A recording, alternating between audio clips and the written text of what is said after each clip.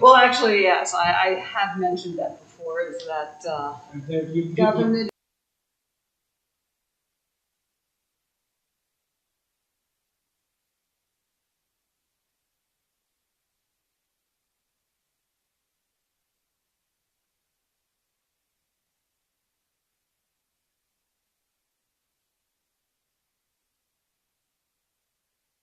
And I'm like, good luck with that, because you're not. All right. Well, we're ready.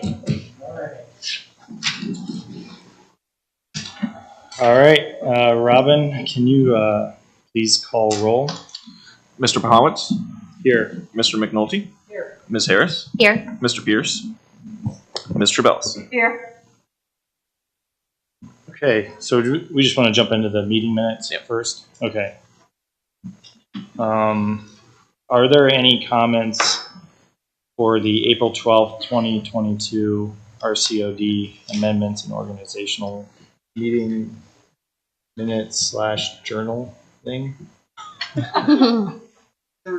Let's call it a journal. Journal? That's what the trustees call it. Yeah, journal. Our journal? Mm-hmm. Comments? I have none. All right.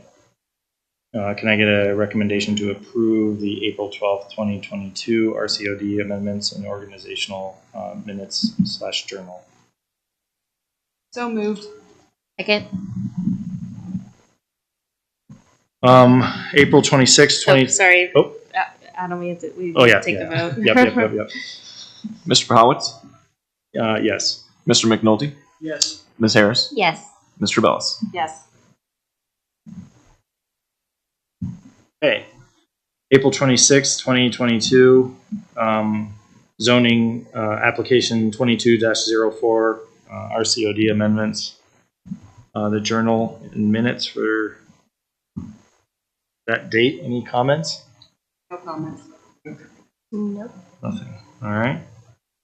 Can I get a recommendation to approve the April 26, 2022 ZON-22-04 minutes? So moved. Second. Mr. Powitz? Yes. Mr. McNulty? Yes. Ms. Harris? Yes. Ms. Trabellis? Yes.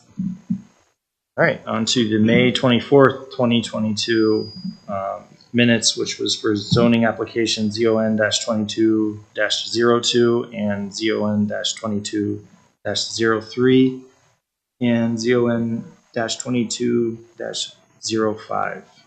Any comments to those minutes? Comments? No comments. Nothing. Okay. Make a recommendation to approve the May 24th, 2022 minutes. So moved. Second. Mr. Powitz? Yes. Mr. McNulty? Yes. Ms. Harris? Yes. Ms. Trabellis? Yes.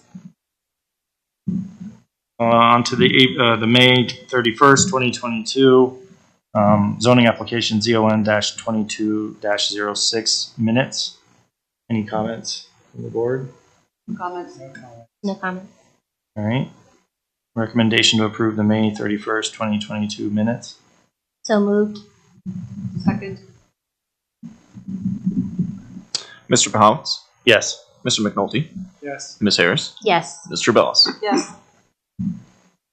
Okay. The June 14th, 2022 meeting minutes for zoning application ZON-22-05. Any comments? No comments.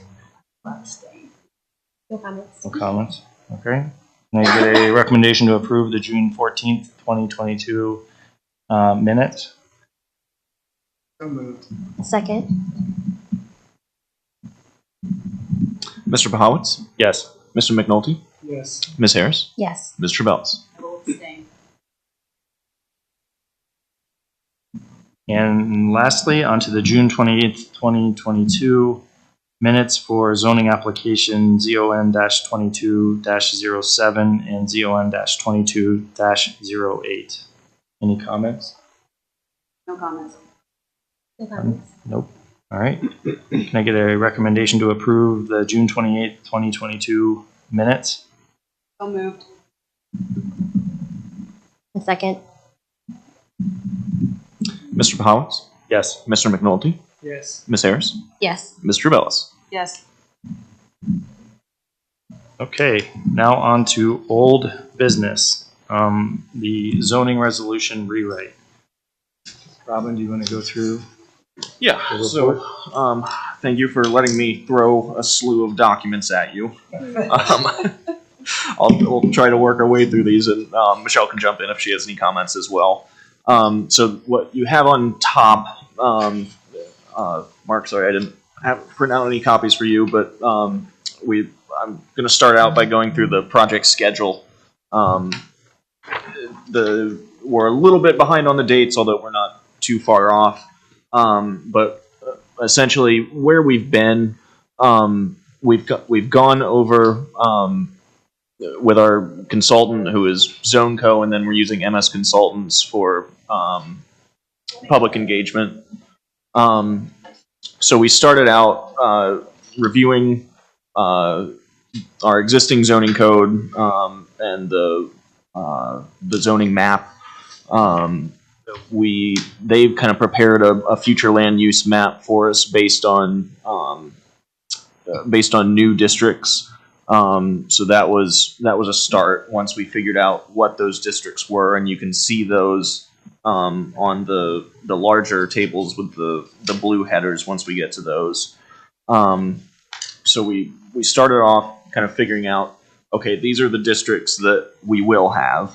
And then we're kind of still in the process of tweaking that future map a little bit, but it's mostly done. And then what we spent a lot of time on kind of in the second quarter of this year was these calibration tables, which again are the blue-headed spreadsheets. And we can go over those in a little bit more detail in a minute, but and I realized today that I accidentally sent you two of the same thing, but you have printed copies of the correct versions. So one table will be for uses. So for each district that's on top, you can see each district, and then whether a certain type of use would be permitted in that district, whether it would be a conditional use in that district, or whether it would not be permitted in that district. So I think that's something that you all, I know it's a little hard to digest in this format, but if you have any feedback on those topics tonight, or if you want to take it home and look at it and digest it a little bit more, we can take comment. Have you created maps for it? I mean, real maps of the township with this? Yes, we have a proposed future land use map. Because that would make more sense to me. Yeah.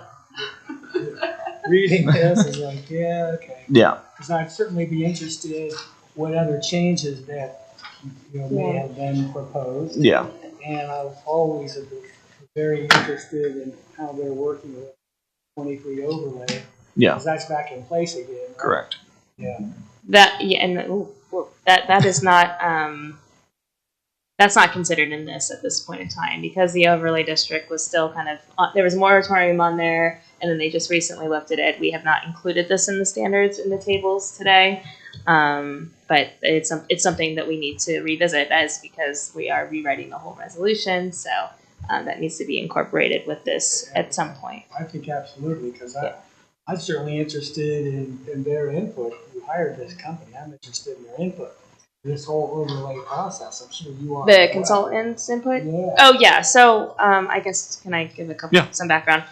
So at last, the zoning commission awarded the contracts to with MS Consultants and ZoneCo last year. But it's been over 6 months since we last discussed this with you all, but it's a pretty intensive project. So staff has met almost weekly to kind of revisit at least these tables. We've gone over the map. We've done an open house, a zoning workshop that was held on May 11th, and had about 70 some people attend that. So it was a pretty good turnout. We're looking at potentially doing a second one once we have some of the text in place. But the consultant will be present at some of our zoning commission meetings. We just wanted to come here today to really just try to get a big overview, and if there's any hot topics you want us to focus on, or something that you've always noticed in the code that you wish we had, or something that we can make note of. We did meet with the Board of Zoning Appeals last month. Yeah, 2 months ago. 2 months ago, to get their feedback as well, since that will impact them. So I think for today's point, and what Robin said is, if you look at these tables, to go over each line item will be here all night. But I try to focus on the new zoning district classifications. I think that is a big difference. And then as far as like the uses go, if you look at the tables, you'll see a lot of letter C's. So that is new. We are proposing a lot more conditional use options, which would go to the Board of Zoning Appeals. So that would be something I would try to take a look at. And as far as the standards go, the staff and I have reviewed this mainly to try to fit what divergences we've applied for or that have been approved for in the past, and just kind of following more current trends on that. So I have one question in digesting this. For the ones that have multiple letters crossed out, does that mean it was permitted, then it was conditional, and now it's permitted?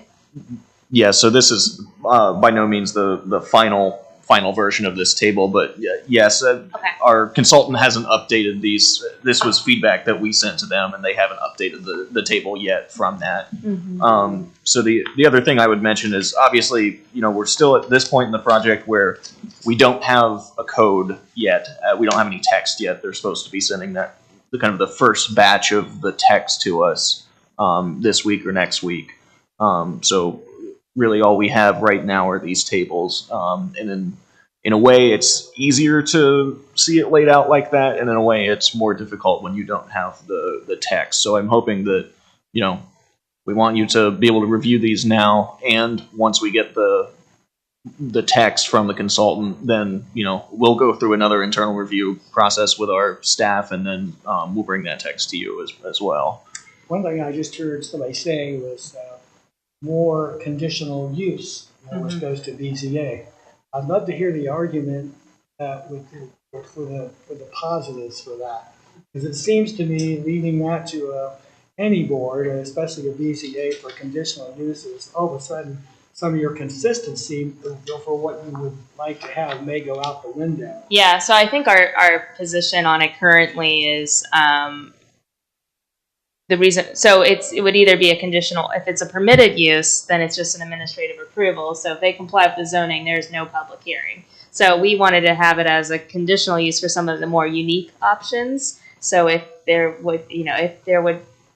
we predicted some resident concerns, or if they wanted to be aware of it and be part of a public hearing process, that's why we added that. So it would be more workload on the BZA, and we did explain that to the board. And obviously, as to Robin's point, nothing is set in stone. Our goal is that the staff wants to make sure that they're comfortable with the text, standards, uses, map, everything before we officially start the review process with you guys. In the past, I sat on BZA for 10 years.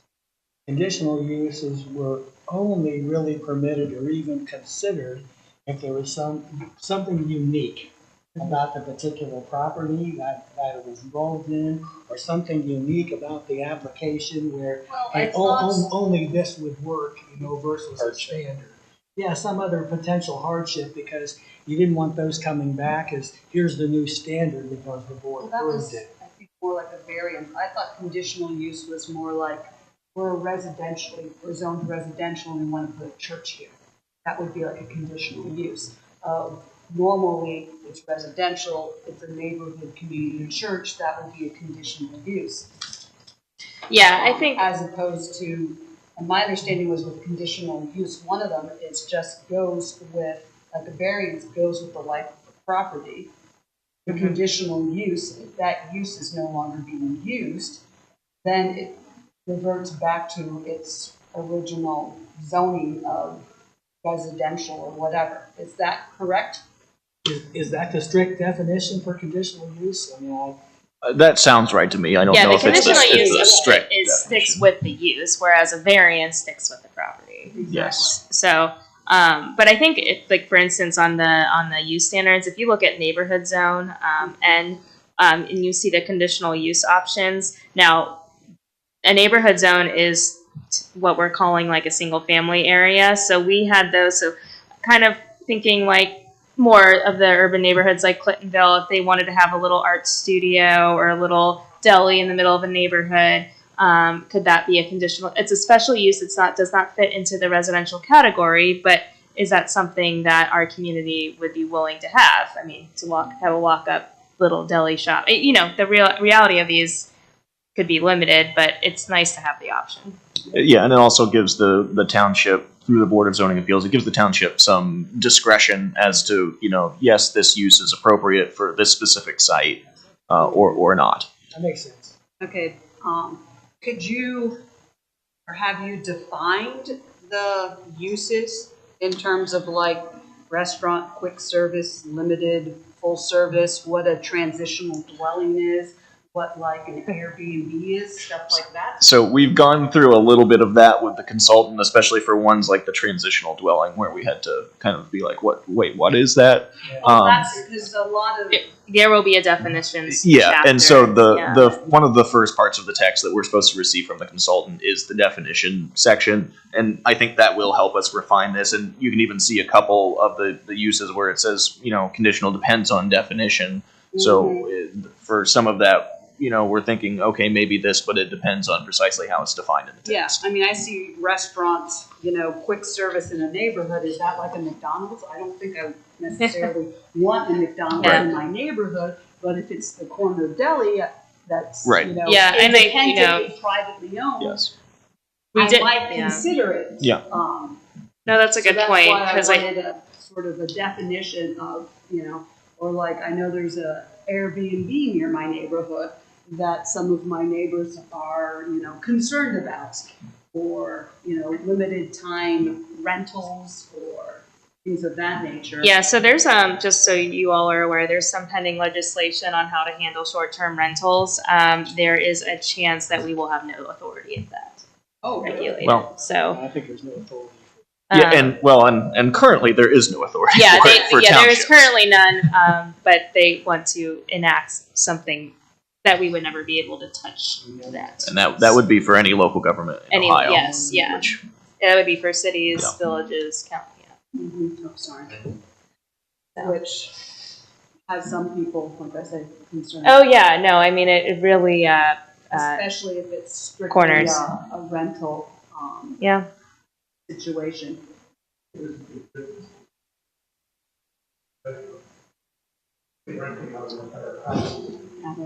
Exactly, or like a party house in someone's neighborhood.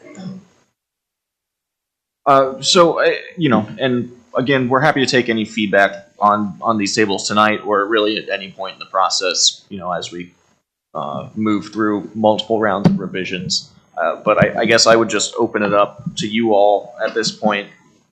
These tables aside, are there any issues that you want to see addressed as we go through this rewrite? The first thing that comes to mind is that, the matrix I think is very helpful,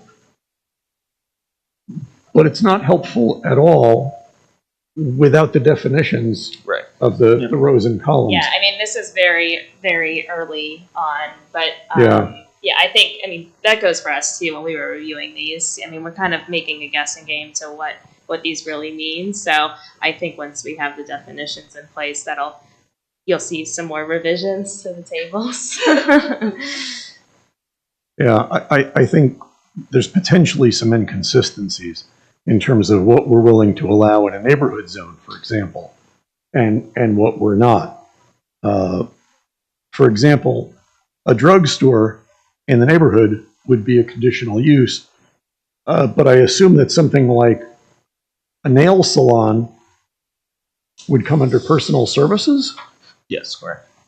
and At so least that according would to my not be a conditional use in the neighborhood. It would actually be so if it's blank, it's prohibited Right.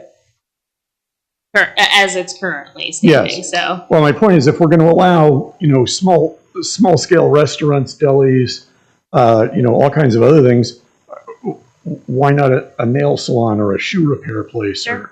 Or somebody cutting hair. yeah, People already do it out of their Yeah, and there, Yeah. and there's laundry rooms anyway. I think another way to kind of help with more of the smaller scale, like have like a maximum square footage of a Yeah. commercial space too. So we've actually looked at that. We made Mhm. amendments last minute. So at the trustee level with the overlay district, that was an amendment we made at their level to kind of avoid more of those big box commercials, or users trying to get into the overlay. So that's something we can help with. So if we were open to all different types of commercial, we could just more focus on the minimum or maximum.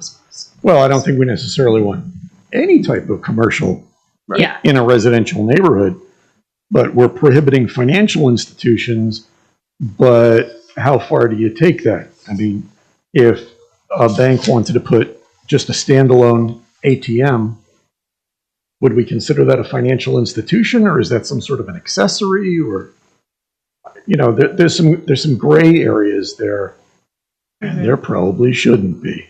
Oh yeah, and if you look at the timeline, I mean, this is even somewhat ambitious on our end. I mean, we're hoping to wrap this up by the end of this year, but it's probably more first quarter next year.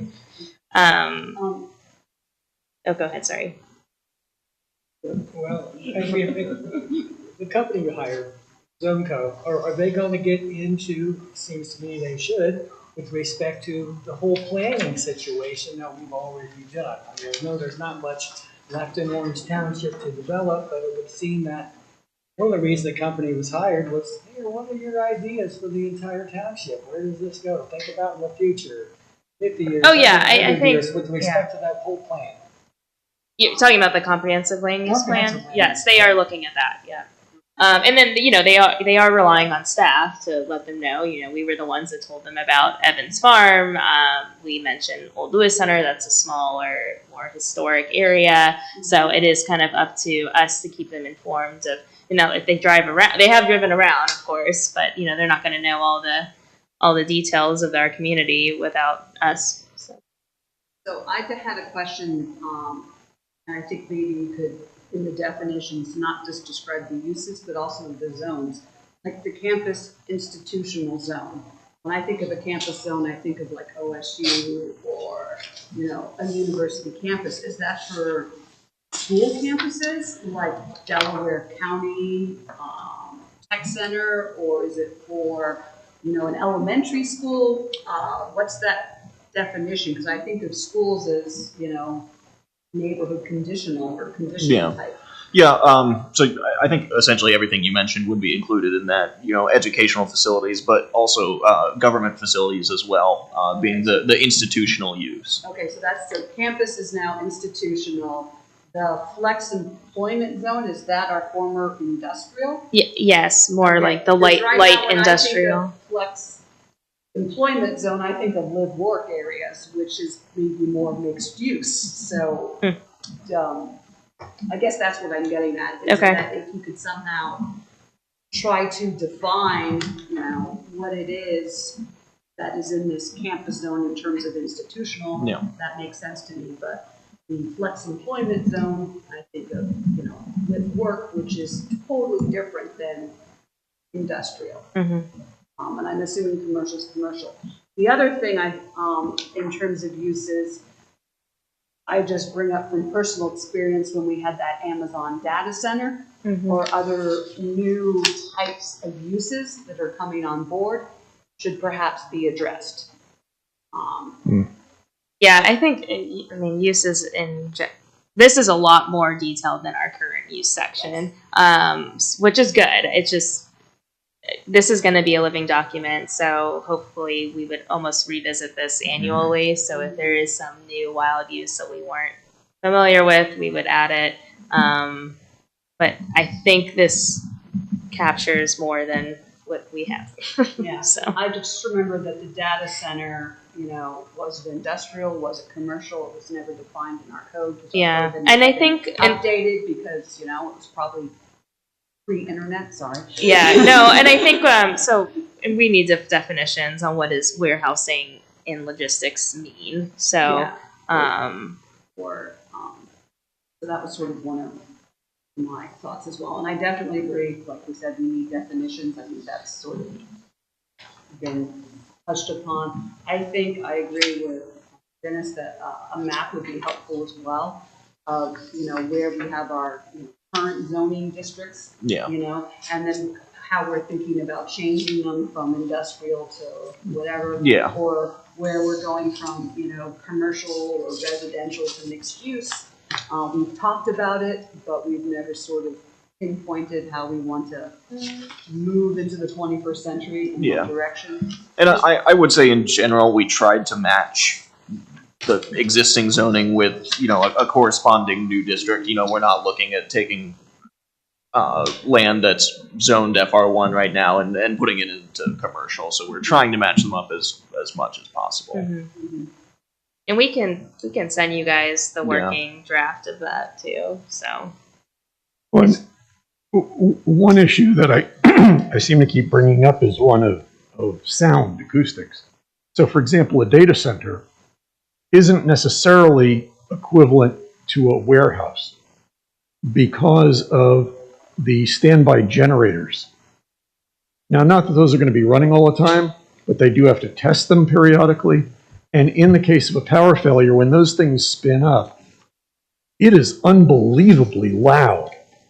And so how that's situated and where we think that that's a reasonable thing. I mean, like near the railroad tracks, who cares? But, you don't necessarily want that, directly adjacent to, residential areas. Exactly. Or, perfect example, like you said, those generators, usually they have to test them once a month or periodically. Yes. So it's not like it's just, the power went out because we have an ice storm. They require regular maintenance. Oh, yeah. But, I think that's something we can.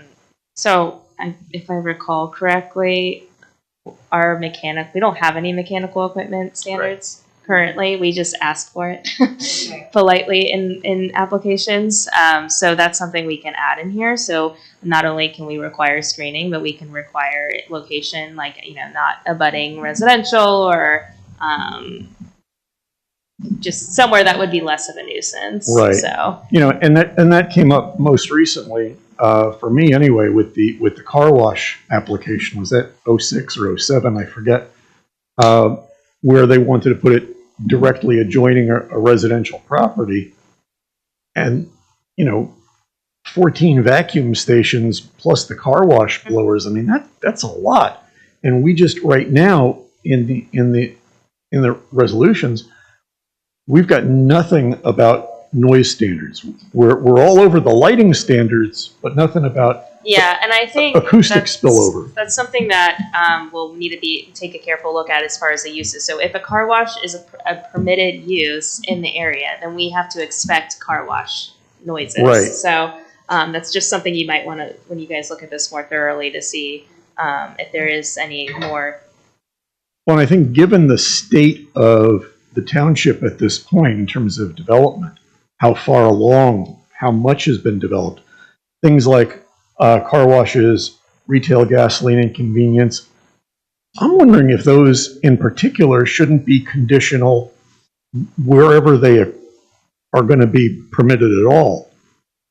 To just say they're permitted in these zones, given how much of it that we already have, like I said, I think those ought to be conditional. I was going to bring up, I'm a little confused why there's motorcycles sales and service, and obviously I guess cars sales and services was left out because we're trying to not have that type of development in terms of car lots along in our township.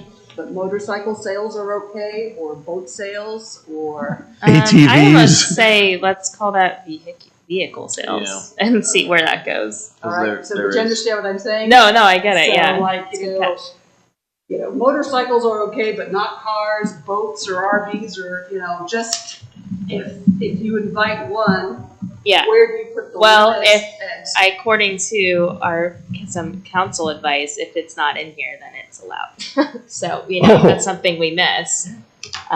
So that means that ambiguity. you better do a very good job on definition. Yes. Of what these things are. Yeah.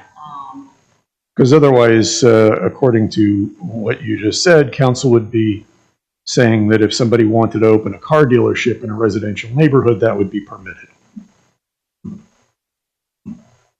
There could be an interesting case on that, yes. I Yeah. think we would. of Maybe course, we don't push want to leave back, ourselves but- open to that. Yes, yeah.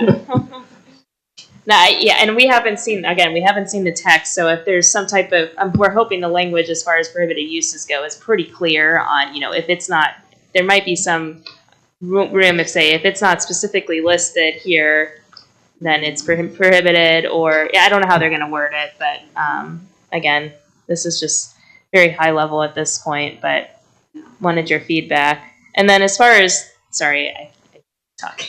As far as the standards go, I think another thing to keep in mind when you look at our zoning resolution, our standards are pretty much non-existent. It's because most of the time when, every application, 95% of the applications we get are planned districts, so we kind of create our own set of standards at that point. So we are trying to eliminate that to make it more consistent development, probably most likely for more redevelopment since we're almost built out. But, as far as landscaping goes, we don't have any standards on that. Now signage, we have a ton of standards, and we don't have the signage ready today, right? No. Yeah, so signage has been a bit of a complicated one. So we didn't have that ready to share at this point, but We also have perhaps landscaping. yes, standards, we will have landscaping standards. Or setbacks for parking lots with buffer zones for landscaping. Yes. So I think right now in some cases, we're allowed to have as much asphalt as we want. Yeah. The other thing I was going to bring up is the outdoor storage facility.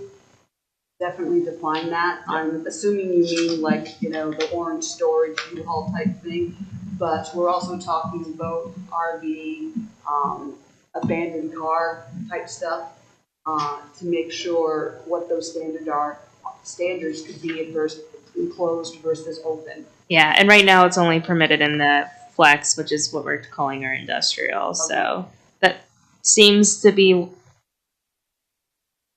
what we've done before. So Okay. I know we have storage facilities. Well, we don't. I guess only outdoor. Do we have an indoor storage? There's that one. There is sort of indoor off storage of Powell Road by the railroad track. Okay, no, I'm sorry. I just want to make sure we have that included as an indoor storage facility in the uses. So I see that. There is one. Yeah. Okay, and that's also only permitted in the. So industrial. just playing devil's advocate here with outdoor storage facility. A place that we might call a junkyard, a pick and pull, that kind of thing. In theory, they could say, oh, well, this is an outdoor storage facility for disabled vehicles. I mean, I think we got to be pretty tight about how we define outdoor storage facility so that it isn't just, a junkyard of some kind. Yeah. Hence the definition. Yeah. Yeah. Yeah. Of whether it's open or enclosed. Yeah. Screening requirements, et Or cetera. what have you. Yeah. I know just because our architectural firm has a client that builds self-storage facilities, and some jurisdictions require if you have RV or boat storage that it's enclosed, that it's not an open parking lot filled with things of that nature. There are pros and cons. I'm not gonna, just something to consider. Yeah. Well, I mean, in theory, if somebody wanted to have, say, a series of carport-like structures that you could park a boat or an RV in, it's not enclosed per se. And I mean, I don't know if that's necessarily a terrible thing, depending on where it is and again, what kind of screening there is. But we've got to be careful about how we define things. Yeah, those are usually enclosed on 2 or 3 sides. Up front and Right. potentially side.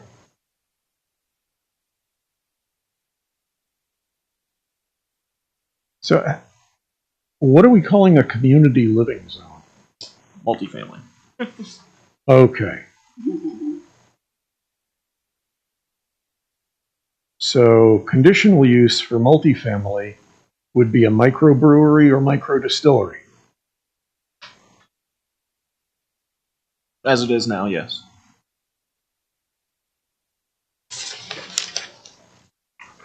Again, it would depend on definition. I mean, is that strictly manufacturing and bottling, or is that sales as well? That was something that I did ask the consultant, so that it'll, again, You know, it'll just are we add- allowing alcohol sales of any kind within a residential district is a decision that's, you Yeah. know, got to be a conscious one, I think. Mhm. So that one just seemed like an odd exception.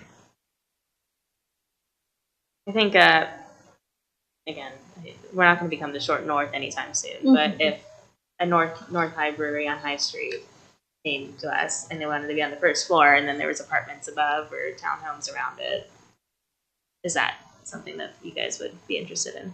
That would be a mixed use as far as I'm concerned, Okay. Yeah, but not necessarily a multifamily. And it would seem strange that you would allow like a microbrewery or a micro distillery, which I assume is serving their product, but not allowing beverage sales, liquor, beer, wine store, and or a bar. yeah, that's what I'm saying. I mean, Yeah. either we allow it or we Uses don't. overlap. Mhm. So, Okay. does that make sense? Yep. So that's And why, again, I think definitions of exactly what you mean by these things, if it's just a, you know, micro distillery or microbrewery, but doesn't actually, there's no point of sales or no point of service there, that might be different. But then for me, that would be definitely more industrial. Yeah. If it's, like you said, a Wolf's Ridge or, you know, something like that, then it's more boutique restaurant, a different type of. well, like Drake Brothers Meadery, where they've got, Exactly. you know, a stage in addition to everything else. So there's live music. I mean, you know, it's hard to kind of narrow some of these things down. I've seen small neighborhood storefront churches, and then there's Life Point. One might be appropriate for a residential neighborhood, one probably is not. So some of these things really depend on scale. So, yeah. Square footage components. Same with cemeteries.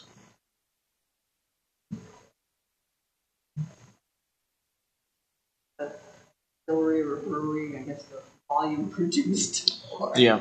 Yeah. Which would, I guess, also be dependent upon square Yeah. footage. Yeah. You get the idea. And so obviously, you know, a lot of that will rely on the definitions, but that is kind of why we are thinking about leaning heavily on the conditional use, just to, you know, give the township some discretion as to, you know, whether that is, you know, a certain use is appropriate in a given area. Because it could be, it could also not be. It seems to me pretty obvious that primary and secondary schools belong in neighborhoods. I'm not so sure about colleges and universities. Again, it's a scale issue,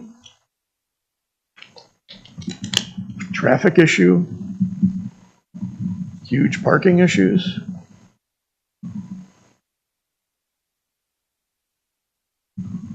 We will add, speaking of parking, we'll look into shared parking standards, Christine.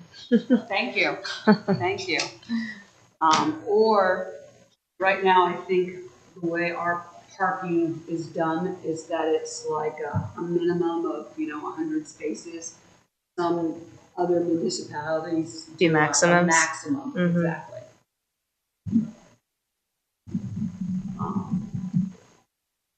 Just because they want to be more pedestrian friendly, walkable community. Mm-hmm. Now, you know, having a walkable community right on 23 might not make sense, but if you're, you know, we've had a lot of applicants that are talking communities and they don't even have a sidewalk, or they don't have the excuses, makes you question that assessment. So.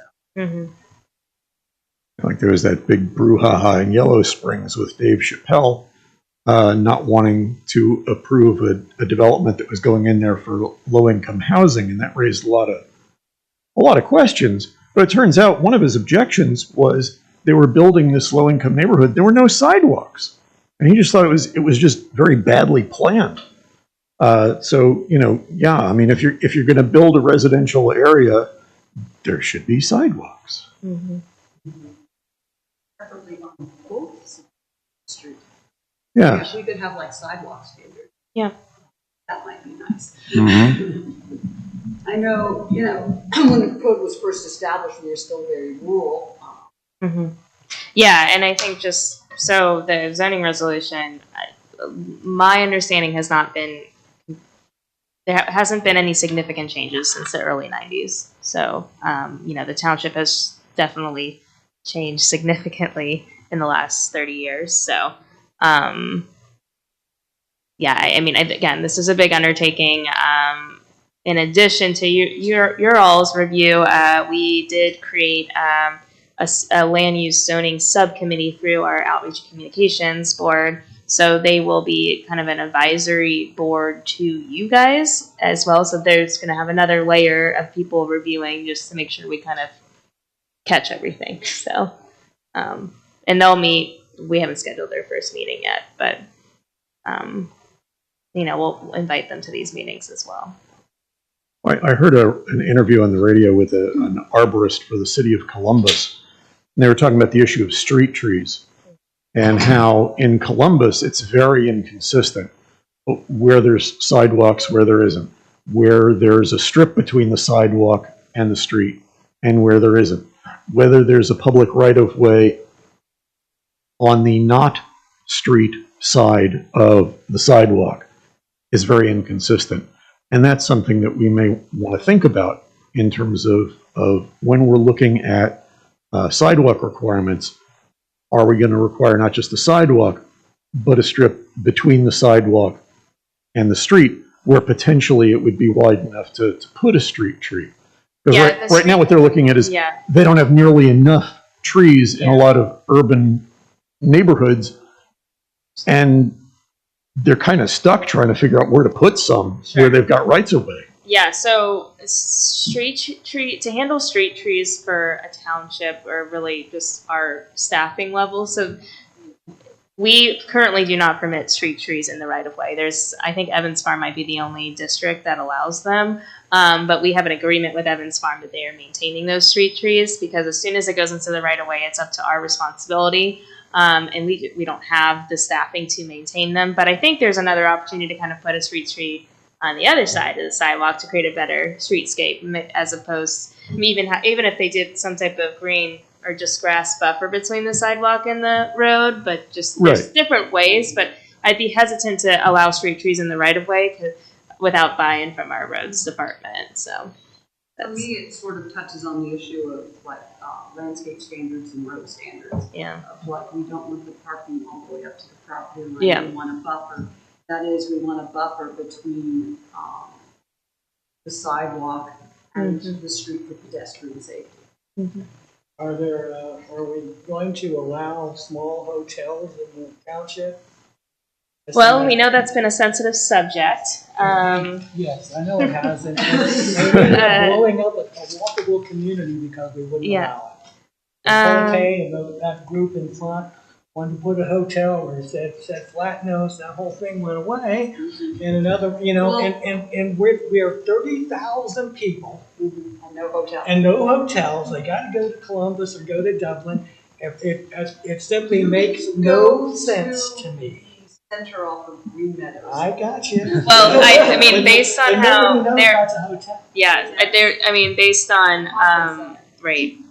based on how it's laid out, there is a lot more. I don't think that should be a prohibited use. Yeah, there's more options for it in the way. And I would rather have people stay at a hotel than in a house that someone is renting out as an Airbnb, because there would be more potential oversight over the uses that are occurring there. Yeah.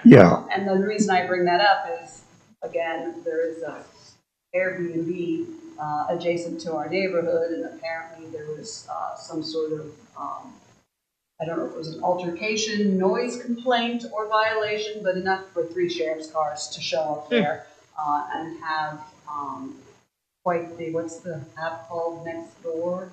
Yes. So we're saying they're not prohibited. They're not prohibited. Let's just say there's more reason or more options for those to be built. That's correct. Okay. So part of the reason my understanding was is that it did not meet the height limit. They wanted more than 3 stories. But it was still under our 50 feet. They were going to maintain that. And we remember that they're going to maintain under the 50 feet, and we still wouldn't allow it. Sat here and said almost no. And that kind of blew up the community because they wanted to buy, they wanted the property. Older folks, let their kids come stay, multiple communities to the rest. It was under 5. Without the hotel. Well, and perhaps in the, Age restricted too, so it was. Well, gonna I mean, be- but that was the one of the polls they turned out. Because it wasn't wasn't quite the right property with lots of landscaping. And the hotel and some other things didn't really fit in. well, I think one way to address some of this would be in the definition of what constitutes a permitted hotel or something would be a requirement for at least, one staff member on site at all times, that sort of thing.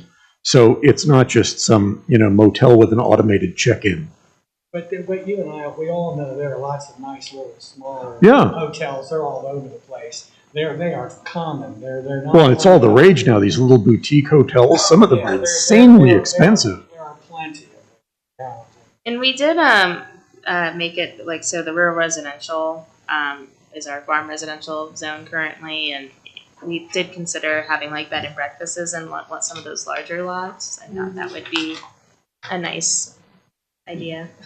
Yeah, I mean, that's a nice option. It really is. And we do have a specific category for boutique hotel versus a regular hotel. But again, it'll come down to the definition. Definition, right. We allowed one at Evans Farm. And would it And that was, be qualify as one or the other, or is that its own thing? And speaking of Evans Farm, so we are not looking at changing it too much. I mean, I think we've kind of really hashed it out quite some time.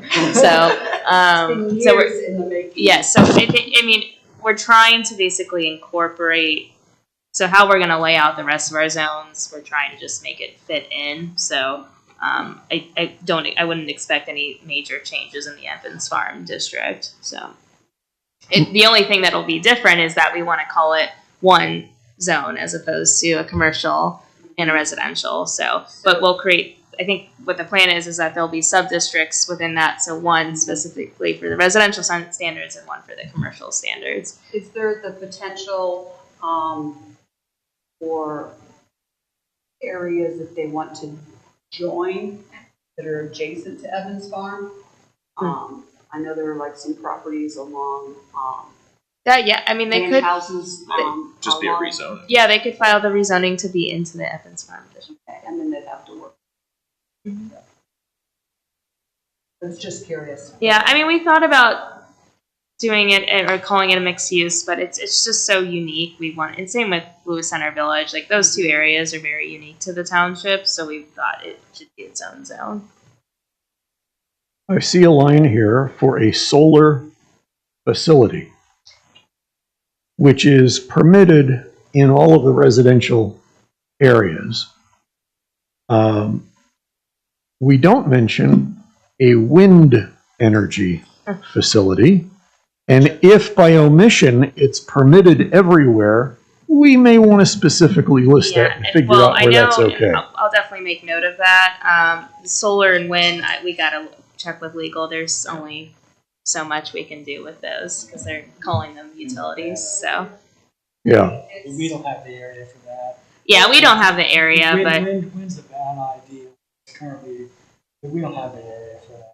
Well, yeah, I mean, there's a big difference between a small residential size wind turbine thing. And a turbine factory field. Oh, yeah, those things can That's create why quite a we racket. need definition. Same with the solar facility. There's difference between someone putting a couple panels on their roof and then taking like 5 acres of a farm residential Yeah. site and putting in a bunch of panels. I can't see anybody wanting to do that in Ohio. We have, 300 cloudy days. Yeah, We're one of the worst states in the entire country to put a solar panel. Yet somehow they do it in Germany. Okay. Yeah. they are Lived a year in Germany. I just like, you think It's bad in Ohio, try living in Hamburg. The solar, they're calling them solar farms. They are coming here pretty aggressively.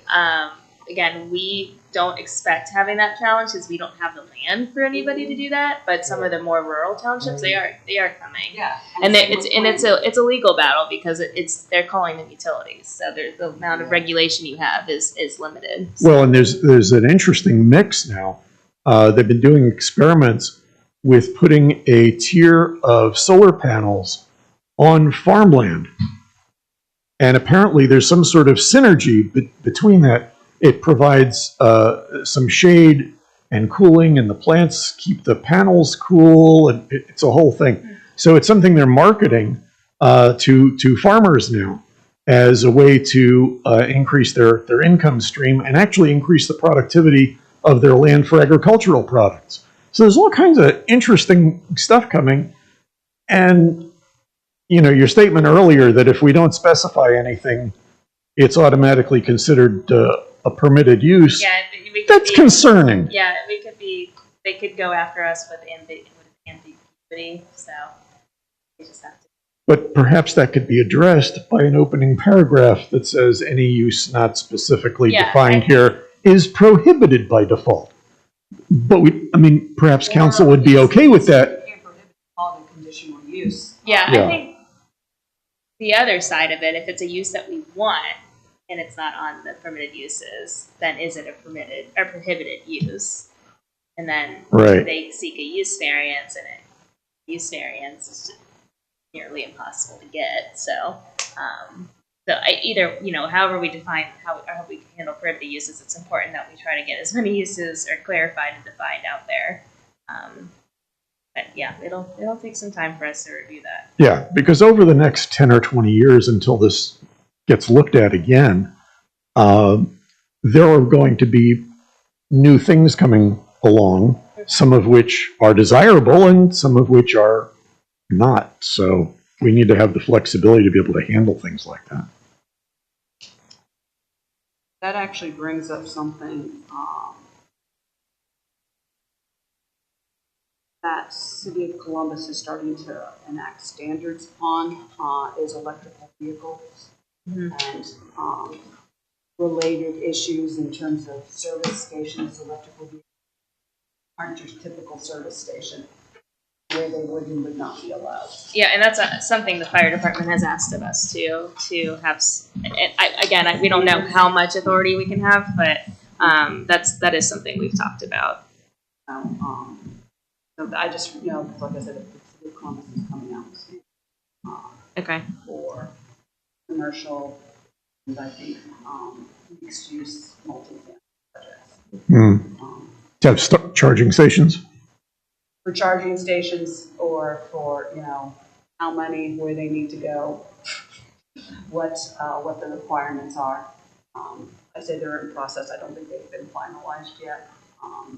But we do have clients that are looking into that. Well, I don't know how long it's been there, but I just happened to notice yesterday. I was at the Kroger at Polaris and Sankas, and Tesla's got a whole line of chargers in the Kroger parking lot. So having a standalone charging station,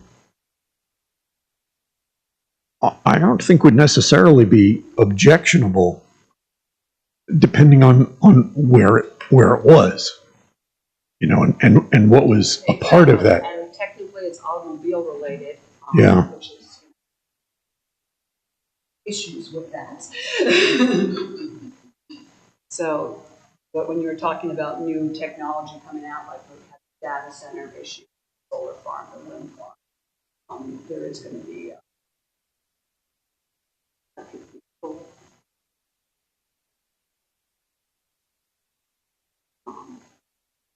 industry and battery industry. Yeah, and they're saying in 10 years it's going to be really hard to buy a vehicle that's strictly gas powered. The manufacturers are just going to stop making them. So, we may be oversaturated with gas stations, and we're going to need them for a long time, just like in the cutover from leaded to unleaded gasoline. We needed those leaded gas pumps for a really long time. But we also have to be able to provide places for people to charge their EVs. So we need a place for that. Anything else like catching or anything that's you found that in our code? Wow, I can't believe we do that, or wow, I wish we had this. Well, again, I guess, need to bring up the addition again of transitional dwelling, short-term versus long-term rental. And all Yeah, that- yeah, all we that just kind have of to. stuff. The consultant added that, but yeah, we'll. If we can have regulations, we'll do it. But if we can't, then it is what it is. What was that? I doubt you can have it in regulations. Um, If somebody wants to buy a house and turn it into a, I'm sure you're not going to be able to regulate. only the HOA. Only the HOA. Maybe. But I'm sure But I somebody do can know get some- taken to court. Yeah, I It's do know still some probably communities, but I don't think a township, but I think some cities are starting to regulate. Yeah, so there are Airbnbs cities that have and like, short-term rentals. but it's more just like for registration purposes. So you have to register your Airbnb through the city. I know Seattle. I mean, My big cities do understanding, that. it's but- also places like Seattle or Vail where there's a large group of people who want short-term rentals for vacation homes or vacation rentals, and they don't have any locals that are there year-round to support the continuous tax base. Yeah. It's like a resort community, and they have concerns is as more and more properties become short-term rentals or Airbnbs, that they don't have residents there to sustain community. Well, and speaking of taxes, it's also an issue where the municipalities are saying, hey, where'd all our bed tax revenue go? And so some are putting in regulations that say, yeah, you're an Airbnb, but you still got to pay the bed tax. So, but yeah, I think it depends upon what we in Ohio as a township are allowed to do. But I know people have expressed concerns. Yeah. We've got a set of public parking and safety facility and utility building things here. And those are considered, all of them are permitted uses in rural residential. Most of them are okay in a neighborhood. Well, I know utilities, they can go wherever they want.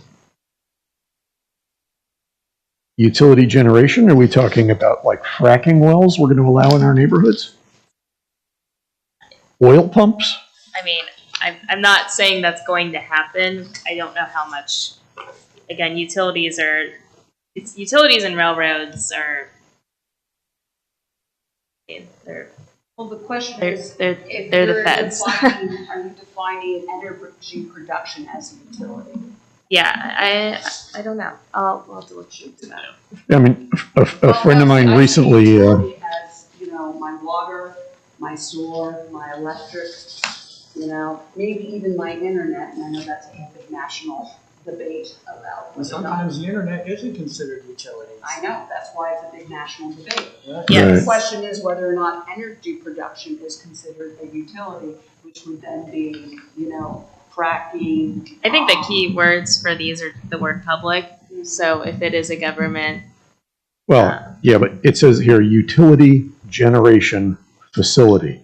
yeah, we'll have to define that. I don't know what that means. Yeah, I mean, a friend of mine just abandoned a house in a neighborhood near Boulder, Colorado, because they went in and they started literally putting fracking wells like every 2 blocks in residential neighborhoods because there was a lot of gas down there, and it's made the whole area completely unlivable. But there was nothing that would prohibit it. I'm almost wondering, since it seems like this is going to be more on the topic, if once we get the definition section, maybe we'll do another meeting before we formally go through this process.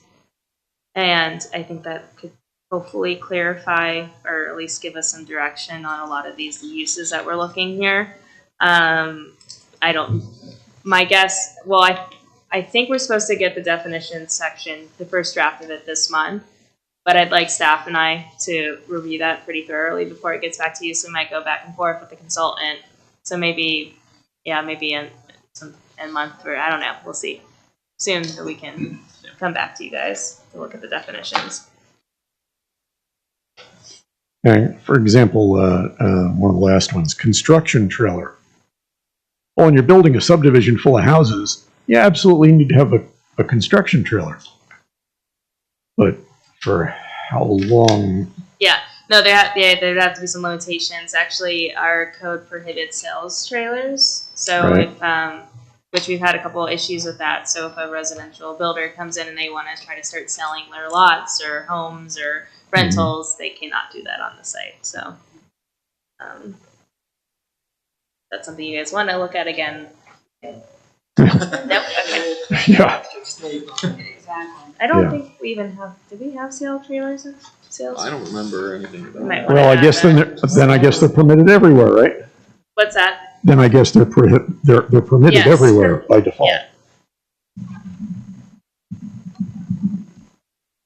Well, I mean, obviously this is very fluid still, so Yes. but Sorry. without getting into the weeds, I think that it's a good start. I mean, breaking up everything into individual districts, defining those boundaries, and then taking a look at each one individually and going through what those parameters are going to be and requirements is I think is the way to approach this. Otherwise, it's going to be a big mess. But Yeah, I think it. Um, Go ahead. no. Sorry. yeah, no, I just all I would add is I think that, and you asked the question, Michelle. I think that the two things, which obviously one you're addressing here, well, both of them technically, because there's a somewhat of a design standards here, but the two things I would say, just if we were to rewind a year and what's in our code now, and what do we see a lot of that our code doesn't define or has holes in, it would be obviously mixed use is the biggest one, because we got a lot of applications where we were almost designing it on the fly with the applicant saying, well, okay, we'll allow that. We're not going to allow this because it wasn't defined. There was nothing in our code that defines that, so it's good to see. Obviously, that was something we've discussed a lot, and I'm glad it's in here. But the second part, which I think we've talked about in the past, is like the design standards of each, I guess, one of these districts. Even going as far as maybe, possibly getting into like a human scale or whatever it is that says these are, so you don't have Mark's favorite applicant come through here and have a blank wall, because the code's going to define that every so many feet you have to have a something that will break that wall up, whether it's a material change or which I think Rob and I gave you some, whether that's still the code or not, this was 10 years ago, but when I gave it to you, it some examples of that of other cities and townships that I've come across that have had that stuff. But I think that maybe getting into a little bit more detail into those things, where we're able to, because it's hard to tell an applicant. I mean, we've been very lucky, I'll say that, where we have nothing in our code that would restrict them from doing what they're doing as far as a design. And when we start saying, well, we'd rather see this material, we'd rather see you break this up with pilasters, or maybe introduce another material, or maybe vary the height of the parapet wall, because it's just one length for 600 feet. Those are the things I feel like if we can somehow define some of those or put that in this rewrite, I think would be appreciated, because it's hard to argue you can't do this, and if they say why, it's really nothing for us to. Yeah.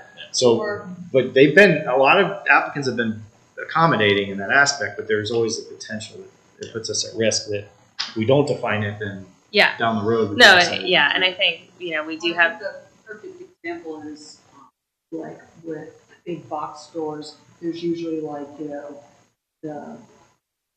Pinto, the Ford and the Cadillac version. And they try to sell us on the Pinto, whereas other municipalities have written in their standards, like New Albany or Dublin, that you have to give us the Cadillac. That you have to give us not just concrete block, but, you know, brick or spec brick or, you know, dimensional stone or something like that. In certain areas. I'm not expecting, you know, the industrial zone necessarily to have nice materials, but there are certain areas of the township where I would prefer to see a higher level of standard that we don't have currently in our application. I know Dennis and I have talked about in the past about, you know, some of the sign standards and how high they can go, and, you know, should be what looks good on the building, not necessarily, you know. Yeah, we'll probably have a session just for signs. And then the other issue, I know we're supposed to have like mansard or pitch roofs or something like that on commercial buildings. We're not supposed to have flat roofs. You go down to any, you know, older city or town, and there are buildings with flat roofs. Yeah. They still stand. And they still stand. Yeah, it's perfectly fine. I mean, usually it's just like a flat parapet and there's ropes behind it to drain the water, but the fact that we have to have fake mansards is, in my mind, questionable. Yeah. I understand why they put it in there. They just didn't want a big box store, but that's not what's resulted out of that. So would you guys be interested to see, we can see if our consultant can attend the meeting when we're ready for the definitions, because I think she might be able to. Yeah. I think that would be a good opportunity for them to address some of the questions that, because we might not know, and then, you know, they'll take notes, and I think that would be, we could contemplate inviting the consultant to this one, but we just wanted a kind of big overview, and so I think that might be beneficial to try to coordinate with the consultant for the next round. Because they're looking at it from all communities that they've worked with, so how it's worked in, you know, in other zoning codes is what they're bringing to us. So. Good. And again, as you go through these documents, if you want to, you know, send me written comments via email. If you want to have a phone conversation about it, if you want to get coffee or lunch sometime, you know, I'm willing to meet with any of you at any point. Take your feedback. And I guess we could, if we come across like zoning text in the course of our work that would be applicable to our township. Absolutely. I know like Clintonville has an overlay district. Or design standards. All right. So, anything else from anybody? All right. I guess meeting adjourned then. Thank you for your time.